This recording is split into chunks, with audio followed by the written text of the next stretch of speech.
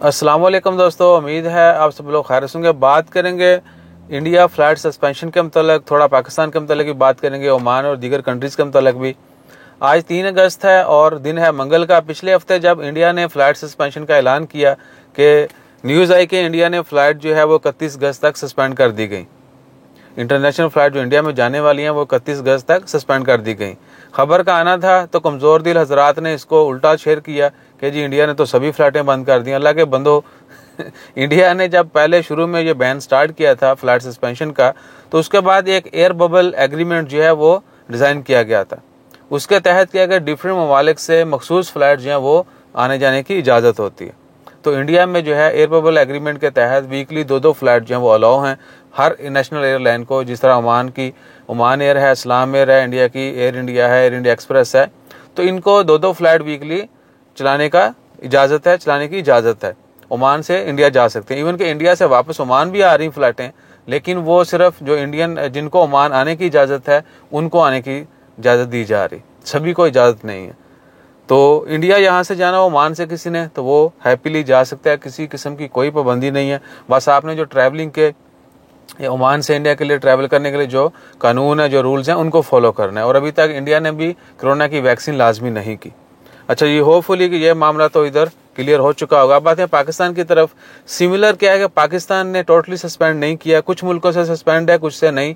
बाकी क्या है कि पाकिस्तान ने ओवरऑल फ्लाइट ऑपरेशन जो है वो 20% कर दिया गया था। यानी अगर पहले 10 फ्लाइटें जाती थी, अब 2 जाएंगी। चलें 10-2 की समझ नहीं आती, 100-20 कर लें। यानी पहले 100% था, अब 20% कर दिया, तो 100 में से 20 फ्लाइटें जाया करेंगी। यानी अगर पहले एक दिन में 100 जाती थी, अब 20 जाया करेंगी। 3-4 दफ़ा एक ही बात रिपीट होगी।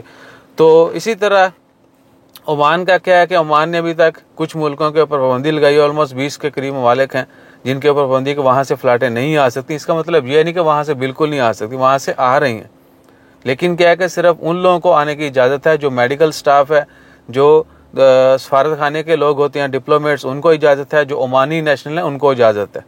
बाकी अगर किसी को स्पेशल अप्रूवल मिल जाती है, वो मिनिस्ट्री ऑफ हेल्थ से, आरओपी से, दीगर अथॉरिटी से लेना पड़ती है, बहुत टफ काम है, तो उनको आने की इजाज़त होगी।